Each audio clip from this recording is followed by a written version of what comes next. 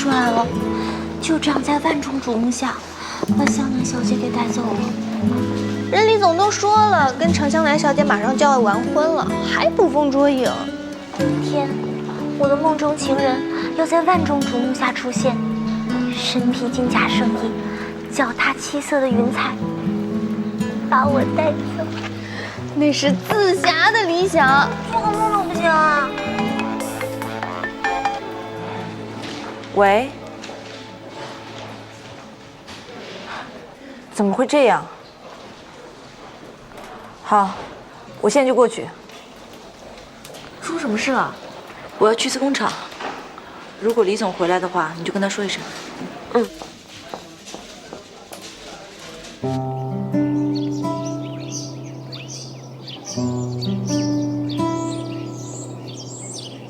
我刚刚已经说过了，尹浩然是我的合作方，傅方师只是我们弹簧的其中一个设计师，请你们可以不要随意揣测，这样会影响到我员工跟客户的名誉。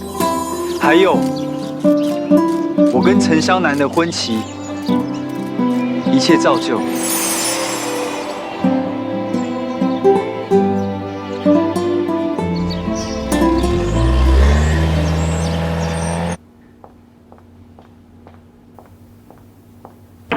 来，董事长，您要的资料都在这儿了。放下吧。你找可靠的人仔细调查程湘南和尹浩然的关系，行事要低调，但蛛丝马迹不要放过。还有李唐和傅方思，他们除了工作，还有没有其他关系？好的，董事长。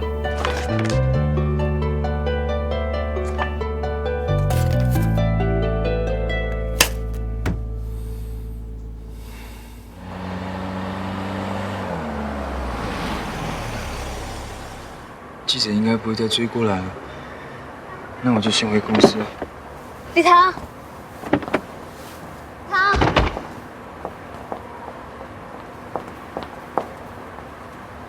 我怕记者找方式麻烦，我先回公司。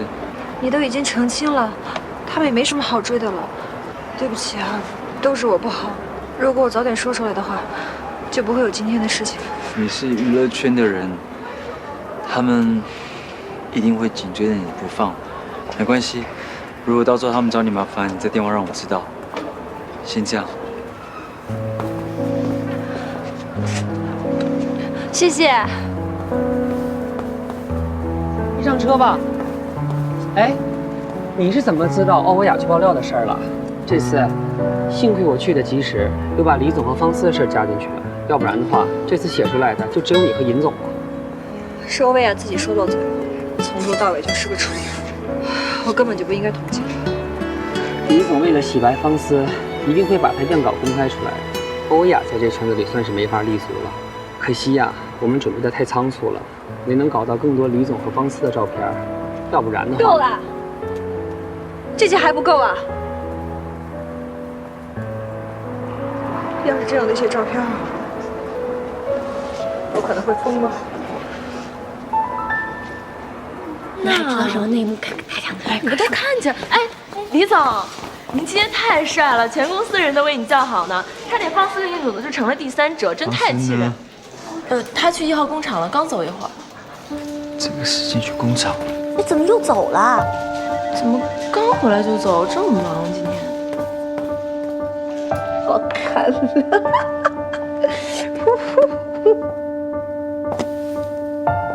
哎，湘南，来，快！哎呦，赶快！妈戴哪条项链好看？哎，这条还是这条啊？湘南，我不是跟你说了吗？不要管赞助商要东西，你怎么不听啊？你少管我，我还没问你呢。你说，你跟那个王爱先生是怎么回事？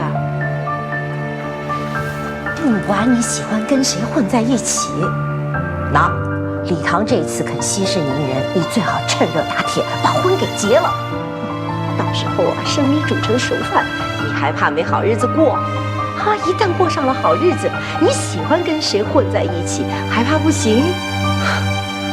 你可真是我亲妈。当然了，我当然是你亲妈了。最好跟李唐赶快结婚，要不然啊，夜长梦多，到时候李唐他爸又要有意见了。是你自己怕夜长梦多吧？哎呀，我也弄不懂了，这李唐跟这个老头子这关系怎么还这么僵呢？你能不能去劝劝李唐呀？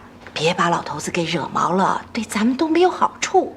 这到时候老头子哪一天那根筋腾搭错了，哈，把李唐的继承权给取消了，到时候我们真的是功亏一篑呀！妈，你能不能不那么自私啊？啊，能不能不给我添麻烦？还有，我拜托你，我求求你，以后不要借我的名义去骚扰李唐或者他爸爸，行吗？你这话算什么话呀？啊，哦，一个是我女婿，一个是亲家，啊，这怎么能叫骚扰呢？看我好心好意拿这个东西来让你挑，你不挑是吧？不挑也不要浪费，不挑我挑啊！真是太漂亮了，都不知道哪里挑好了。你选够了没有啊？程小南，你最好给我搞清楚，你这么大一个人，都是我给你养大的，你所有的东西都是我的，你整个人生都是我的。是，都是你的，全是你的。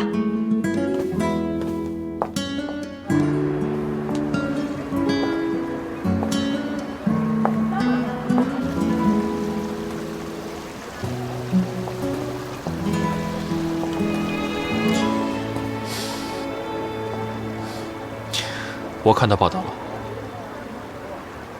这次多亏李唐。对，李唐这一次彻底堵住记者的嘴巴。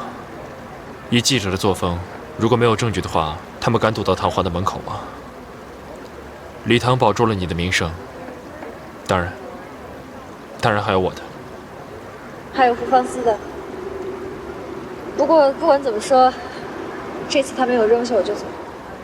那看起来，李唐真的是一个可以托付终身的对象，我也就放心了。不然，没什么。你知道吗？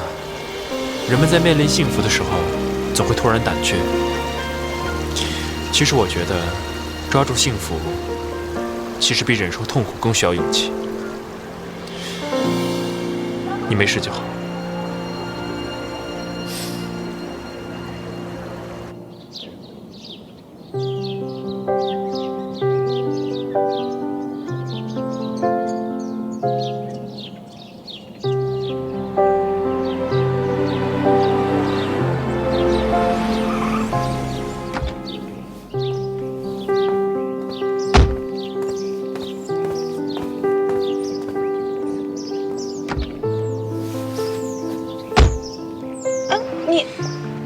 这条路没错吧？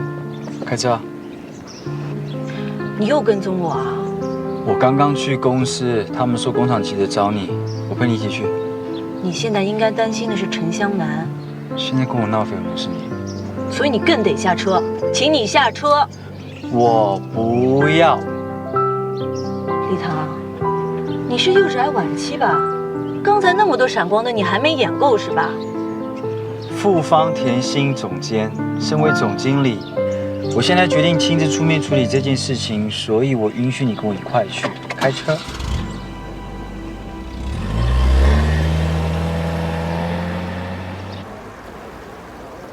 你还记得当初在这里许的什么愿望吗？记得啊。我应该没有告诉过你吧？因为你觉得许完这个愿之后，告诉别人就不会实现了。不过我还是知道，因为我们当年还是有过很好的默契的。你记得吗？那一年有8家国内的品牌在米兰时装周进行联合发布，还有就是我们中国有品牌第一次站在那么顶级的时尚平台上，你非常高兴。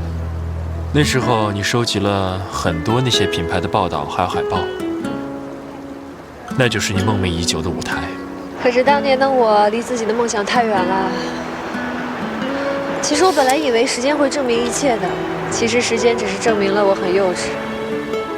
时间是不会给我们答案的，也不会证明一切，更不会证明我们以前在一起是对的。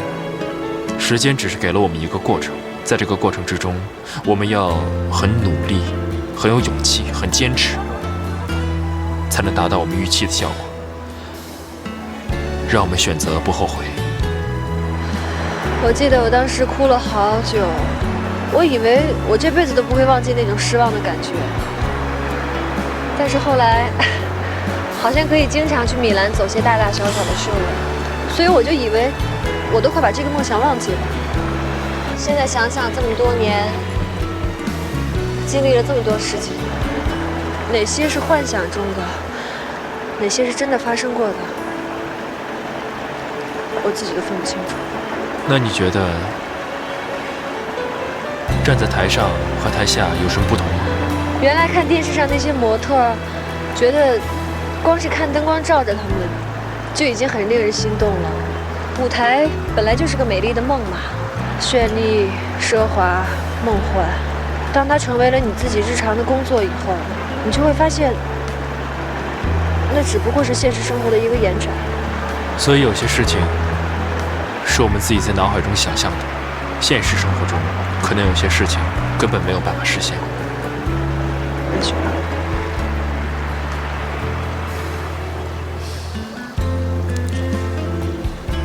你知道我为什么走到这里来吗？因为在这里，就是我为了你的梦想开始奋斗的地方。我曾经跟你说过，总有一天我会让你站在米兰时装周的舞台上面。不过可惜，还是有人抢先我一步，把你的梦想实现了。让你梦想成真那个人，才是你内心的归属。如果不是我过于执念的话，就不会造成今天这个局面。对不起，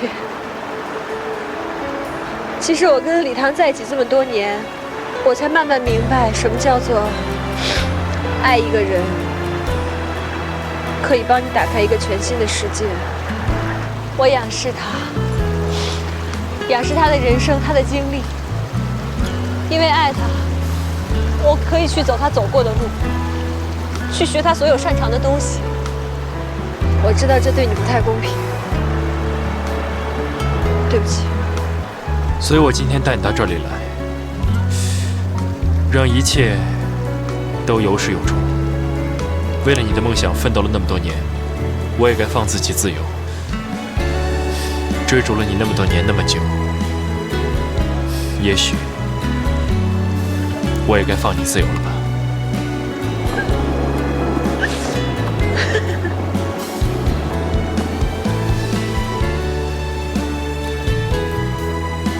对不起。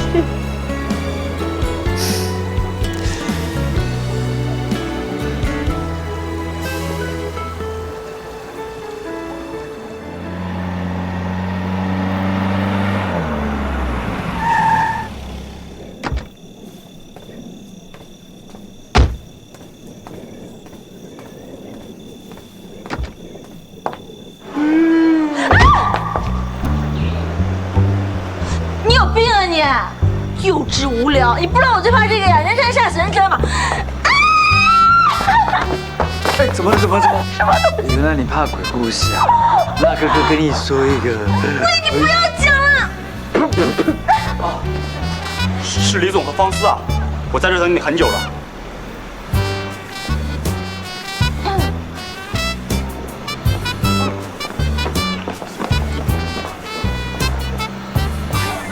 胆小鬼，怎么还不走？你来干嘛？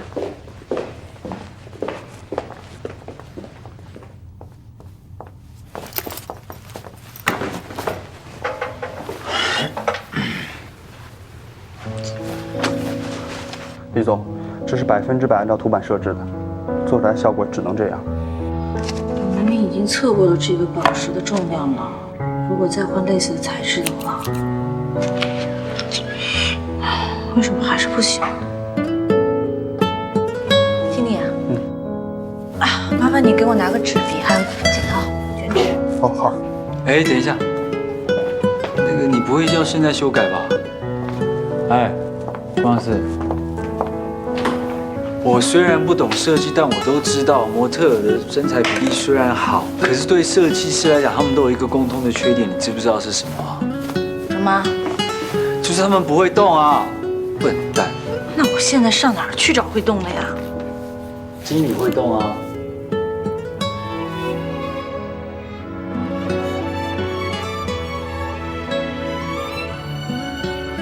有没有人跟你说过，你笑起来真的很讨人厌哎？你可以不要笑吗？这里好像有一个会动的。什么活的？这也不行，如果让你穿的话，我还得改它的肩宽，还得改它的胸围，这样会影响比例的。你要我穿这一件衣服，你疯啦！不过现在的问题也没出在比例上嘛。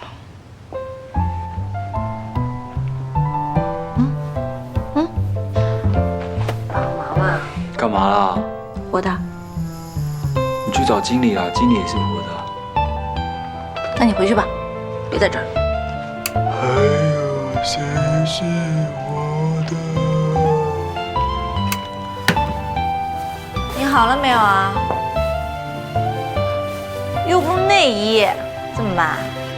急什么急啊？我从小到大没穿过这种衣服啦，吵死！你再不出来，我换人了。你换啊，你换啊！你不求我还不出去？我求你，我求求你，我求求你，赶紧出来吧！吵死了！你过来啊！你过来啊！你信不信我把你打个半死？你过来！玩的不小啊！不过你穿白色还真的挺好看的呀，显得人品比较好。小的，啊，你摆个 pose 我看看，看看效果。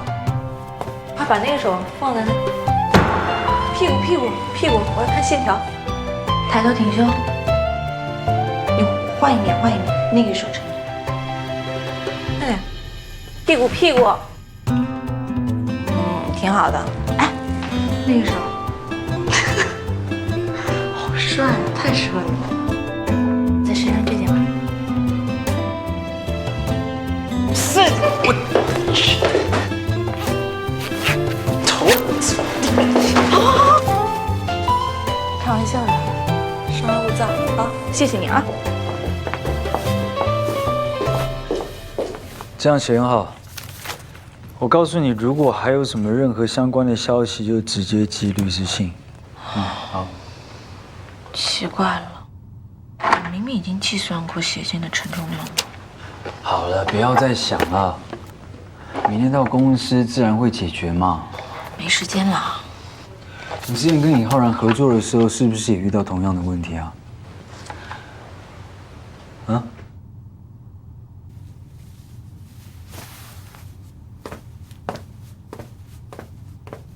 在跟你说话，你有没有在听啊？你别管我了，你赶紧回去吧啊！我没事，你真不用特地过来，还要给我当模特，真以为我想不开啊？以前不是也传过吗？说你跟陈湘南推迟婚礼也是因为我，在以前还说我是什么女魔头、女怪物，我真的早就已经习惯了，一点都不在乎。如果那些记者说的是真的呢？你别说了，够了啊！我是说真的。如果是真的话，那你李唐就是个渣男了，因为你连爱情和婚姻都能当做一场游戏，你一边盯着婚，一边又不想负责任，那你不是渣，你是什么呀？不但你渣，连陈湘南也渣，连尹浩然也，这玩笑一点也不好笑。当年你把我们的爱情拿走了，我要你现在就还给我。放手。我跟陈湘南已经结束了，他现在跟尹浩然在一起，所以我才叫你离那个人远一点。你听到了吗？我那时候是因为看到你，所以我为了赌一口气，我跟湘南求婚。我知道我错了，可是现在我为了你，我愿意改，我愿意变得更成熟。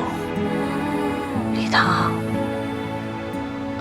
我真的很佩服你，怪不得你会有那么多女朋友，你真的很有本事。我是说真的。真的？啊，真的？你白天在记者面前扮演什么呀？英雄救美，拯救于沉香那个水火之中，顺便带我和尹浩然挽回名誉。到了晚上，你就像没事人一样啊，在这里扮演什么？情深深，眼蒙蒙啊！你是不是以为我特别傻啊？你明知道我白天在现场，你晚上还跟我说这种话，听你让。好啊，那我们现在就去找他们说清楚啊！说你个头啊！你让开！副方士，我跟你说，我以前还觉得你对感情是认真的，但是现在我觉得你真的是无药可救。我没有兴趣成为你众多战利品中的一员，好吗？还有，你要是敢再继续骚扰我，就算你把我告到倾家荡产，我也绝对不会在堂皇多留一天。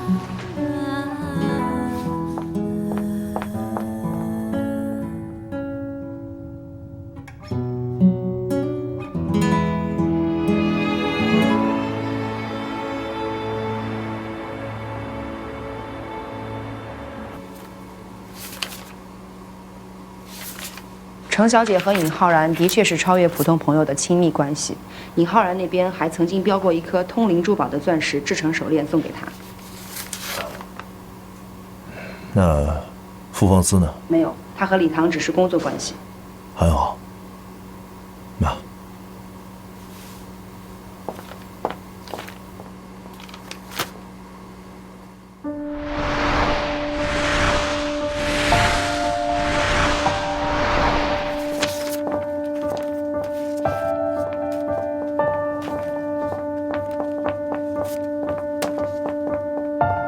董事长，程小姐来了。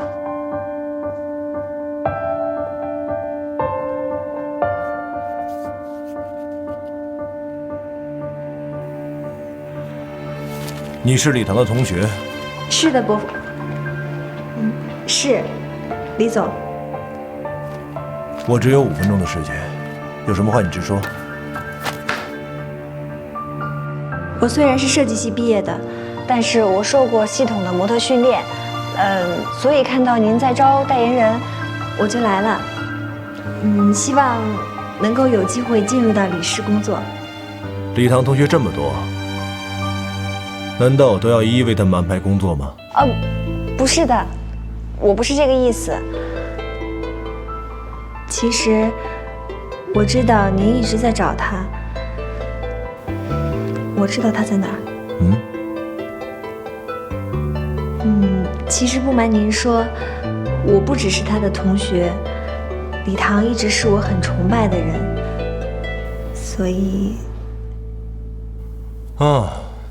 看起来李唐真的是很受欢迎啊。我愿意帮助您，所以也希望您能给我一个机会。给你一个代言的机会，还是给你一个跟李唐在一起的机会啊？可以吗？先告诉我李唐在哪里吧。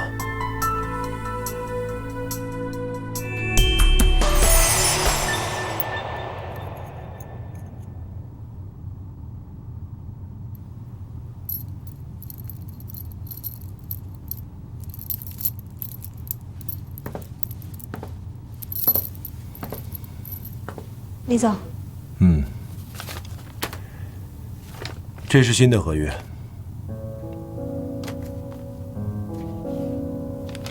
我们这次在意大利拍摄啊？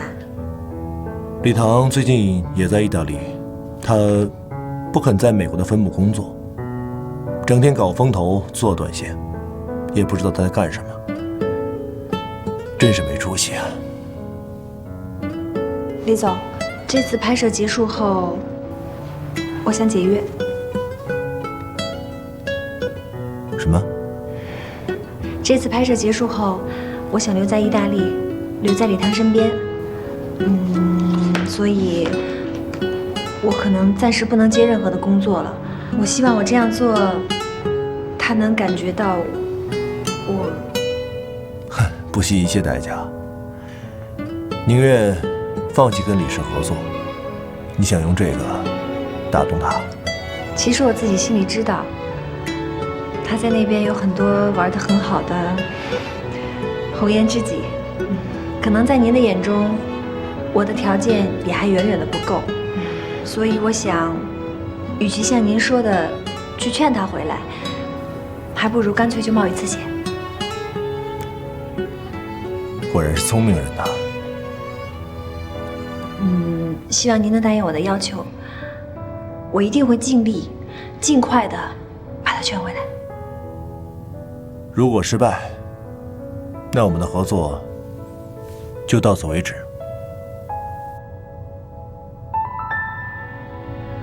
好，伯父，这件事真的不能怪我，李唐也是突然向我求婚的，我也没有想到。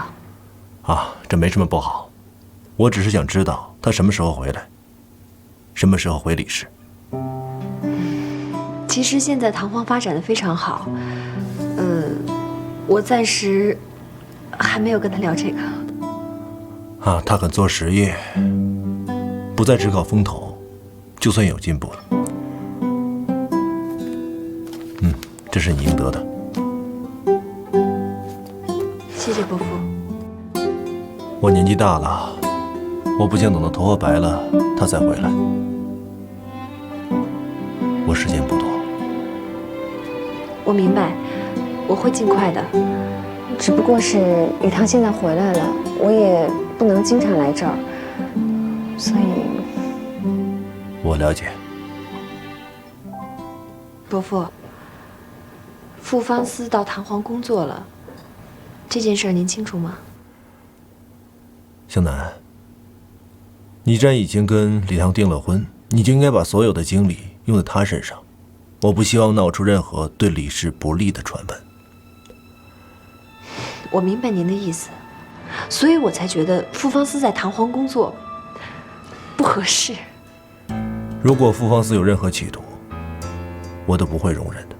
你只要管好你自己就可以了。尽管我从来不认为你是李唐最合适的结婚对象，但是为了李唐能回家，我也不介意的退而求其次。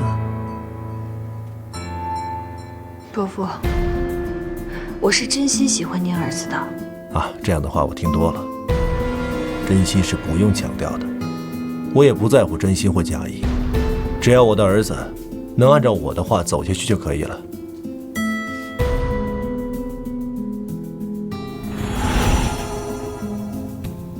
从一开始，你就处心积虑地接近李唐，为了让他回来，我没有拆穿你。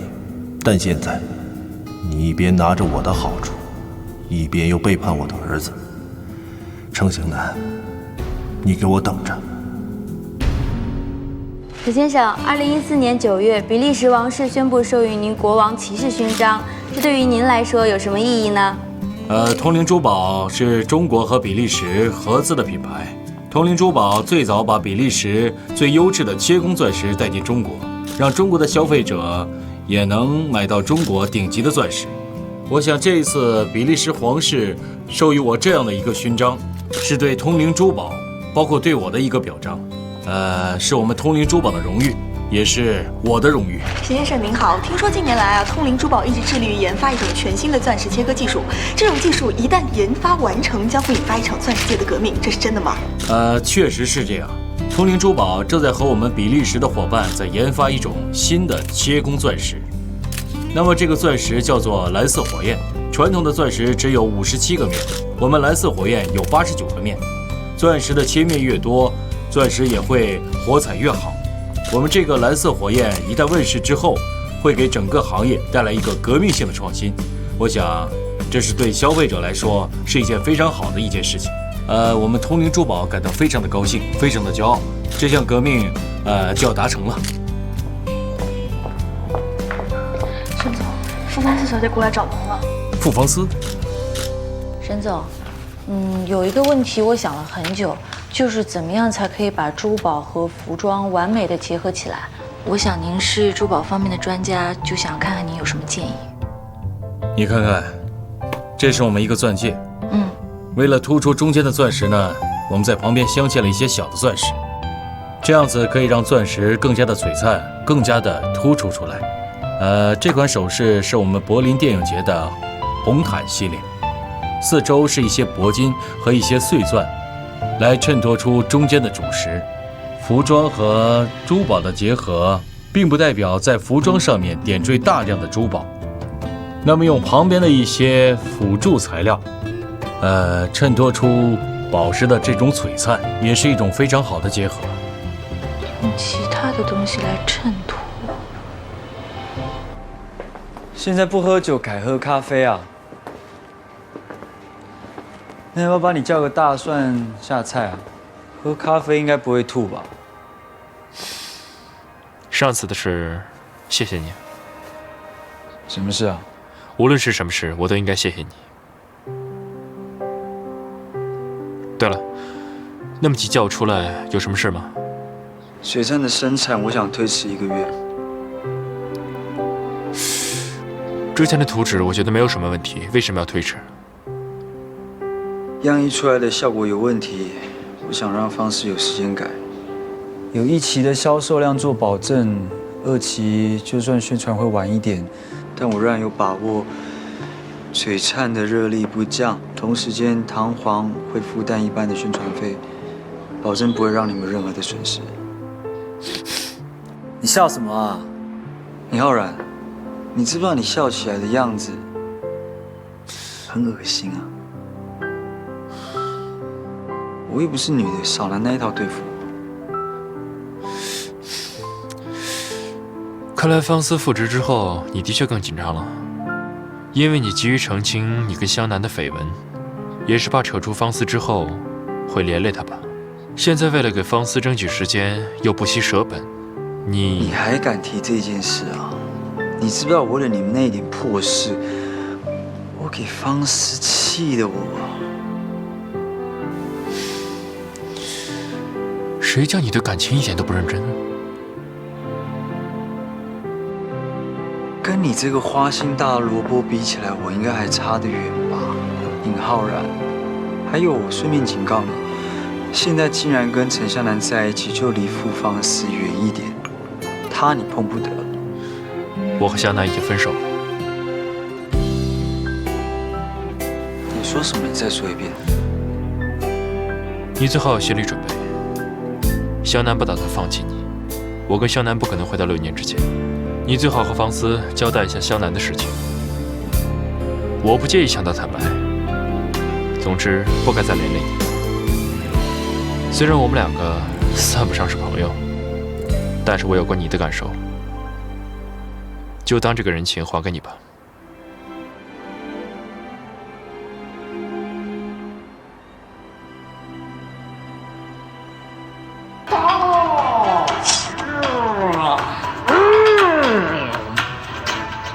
这他妈无精打采的啊！昨天晚上干嘛了？你跟傅方思到底是谈工作呀，还是干点别的？闭嘴！真没有啊？啊？喂，6个小时啊！啊！你们俩单独相处那么久，哎，6个小时你都没表白，你算什么男人？你算什么男人？就挨了一顿骂。真的？他干了什么？人家就骂你啊？欺负他。你知不知道我跟他说我的心里话？你猜怎么样？怎么着？他不但把我骂了一顿，就跑掉了。那难怪你这一天那么消停，在家待着，原来是怕挨揍啊！哎，我说你这个人平时挺机灵的，怎么一碰到傅方思的事情呢就犯糊涂呢？对吧？你想你这事儿你早没说，那现在更不能说了。你那一副不在乎的样子，你要我怎么样啊？不要再提了啦。湘南怎么办？所有可以为他做的我都已经做了，等这步过去之后，再宣布分手。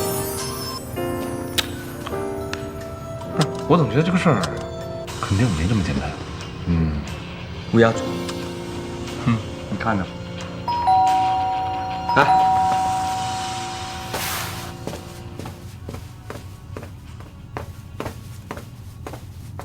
谁呀？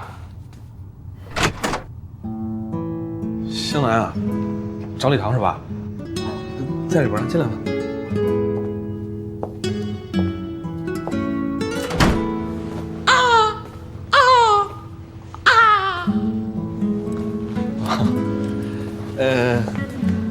我找他签几个字儿，签完了我其实没事了，我可以走了。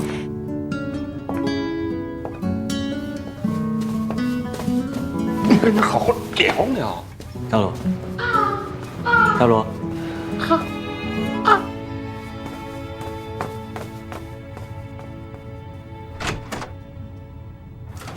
，NSH 已经换了代理工厂了，这回呢效果会比以前好一些，但是欧洲那边还不是很满意。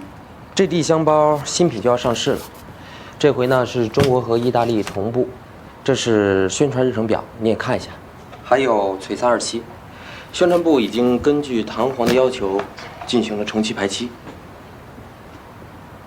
喂，林总，林总，你这走神走得够投入的。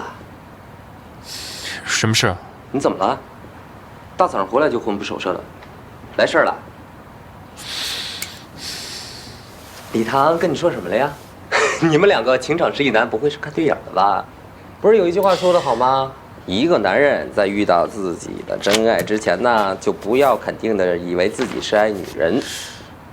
你是说你已经找到你喜欢的男生了是吧？我说的是你。他只是想推迟璀璨2期的生产计划。为什么？那我们的损失怎么办？问那么多干嘛？出去。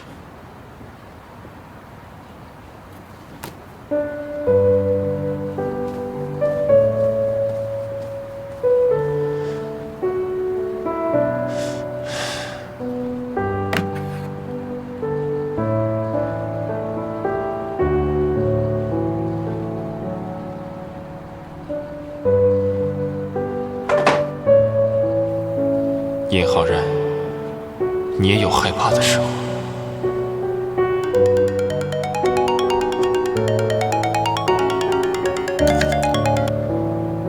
喂，浩然，我听说乔律斯推迟了璀璨2期的生产计划，这是为什么呀？方思，今天晚上有没有空？一起吃晚饭吧。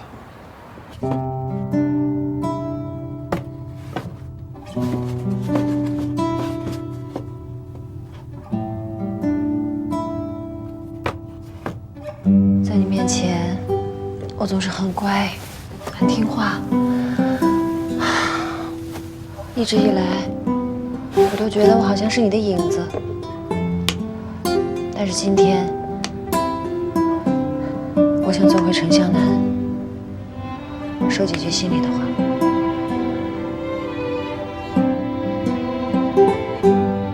大2那年，我第一次遇见你。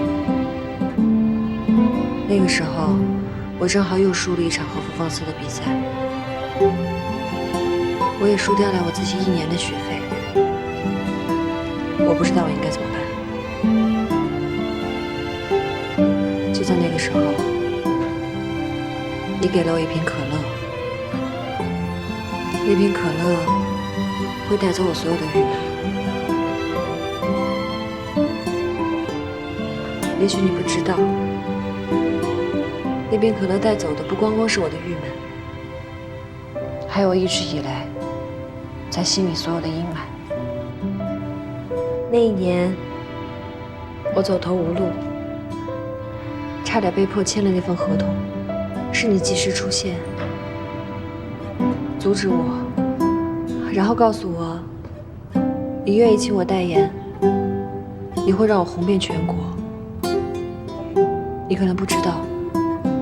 那对我来说不是一份合同，那是一份心安。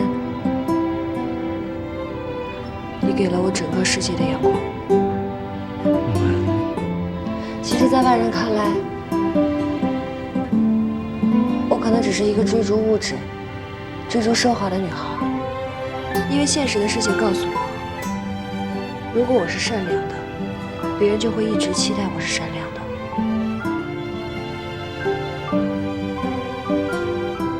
可是自从我遇见了你，我才知道，我想要的只是一个家。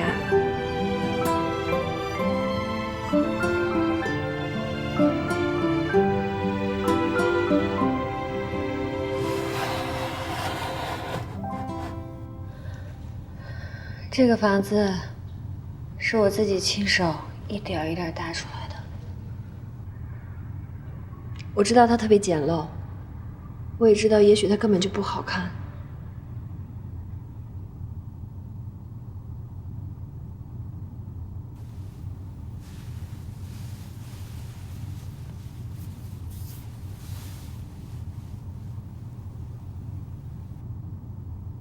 李唐，